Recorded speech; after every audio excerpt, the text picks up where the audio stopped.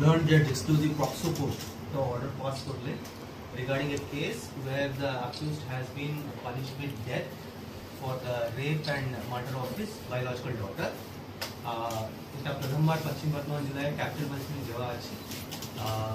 The case was registered on 14/4/2024, so no April 2024 register करा আছে, and within 1 year and just 4 months case के register करे investigate करे chargesheet submit करे conviction होएगा আছে।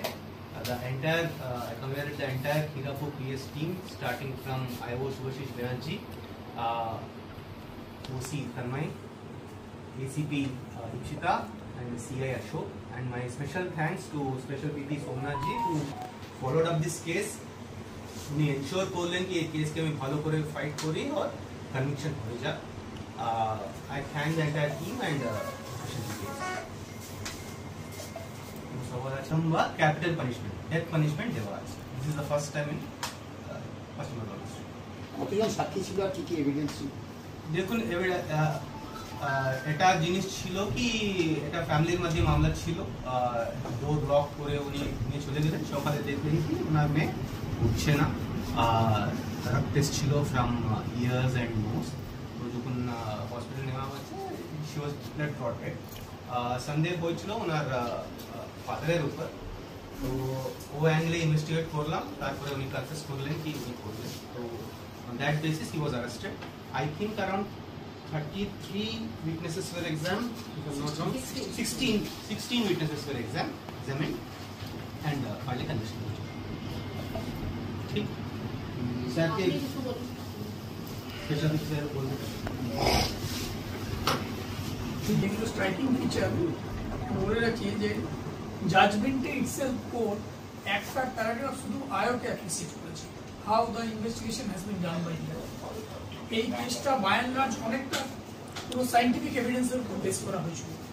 সায়েন্টিফিক এভিডেন্স দিয়ে এই কেসটা টাইম অফ অকারেন্স প্রমাণ করা হয়েছিল, কারণ পিএমএ ভিকটিমের স্টমাকে সেমি ডাইজেস্টেড ফুড পাওয়া গেছিল। রাত্রেবেলায় খাওয়া দাওয়া করার পর শুতে যায়, তো পিএমএ সেমি ডাইজেস্টেড ফুড পাওয়া গেছিল, যেটা থেকে টাইম অফ ডেথটা অ্যাসার্টেন করা গেছিল। 2, এই কেসে ভিকটিমের যে ভ্যাজাইনাল সোয়াব সেখানে অ্যাকিউজড ডিএনএ পাওয়া গেছিল, সেটা রেপটাকে কনফার্ম করেছিল। যে জায়গায় ঘটনা, যে বিছানাটার উপর ঘটনা, সেই চাদরে স্টেন পাওয়া গেছিল, সেই স্টেনে যে ডিএনএ পাওয়া গেছিল সেটাও অ্যাকিউজডের পাওয়া গেছিল, যেটা পিওকে কনফার্ম করেছিল। এই কেসে আরেকটা গুরুত্বপূর্ণ এভিডেন্স হচ্ছে যে অ্যাকিউজডের ডিসক্লোজার স্টেটমেন্টে যে লিগেচারটা মানে যে রশিটা যেটা দিয়ে স্ট্র্যাঙ্গুলেট করেছিল সেটা রিকভার হয়েছিল। পিএম করবার সময় যিনি পিএম ডক্টর তিনি ভিকটিমের যে এই যে লিগেচার মার্ক সেখানে যে ফেব্রিক ইমপ্রেশন, মানে ধরুন একটা রশি দিয়ে কাউকে আপনি গলা টিপে মারলেন, মাইক্রোস্কোপিক এক্সামিনেশনে সেখানে একটা ফেব্রিকের ইমপ্রেশন তৈরি হয়, সেই ফেব্রিক ইমপ্রেশনটা পিএম ডাক্তার কালেক্ট করেছিল।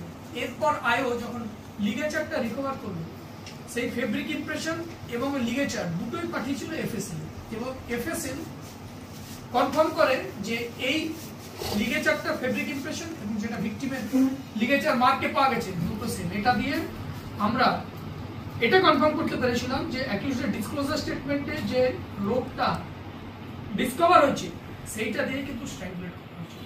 মানে ওরাল এভিডেন্স ছাড়াও এই কেসটা মূলত বেস করা হয়েছিল সায়েন্টিফিক এভিডেন্স।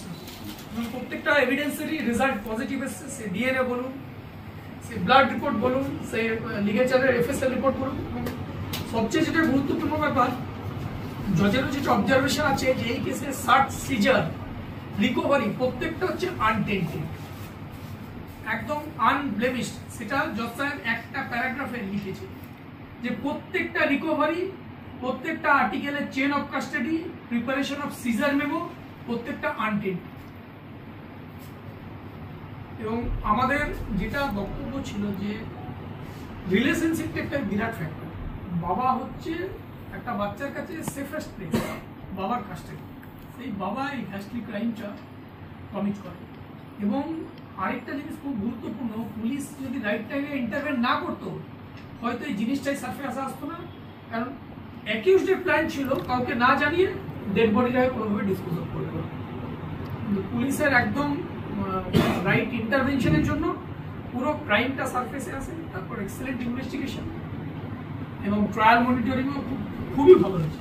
প্রসিকিউটরের রোল হচ্ছে bridge between the investigating agency and court, কিন্তু যদি ইনভেস্টিগেটিং এজেন্সির কোঅপারেশন বা এফেক্টিভনেস না থাকে প্রসিকিউটর একা কি করবে? ইনভেস্টিগেটিং এজেন্সির কোঅপারেশন এফেক্টিভনেস আউটস্ট্যান্ডিং।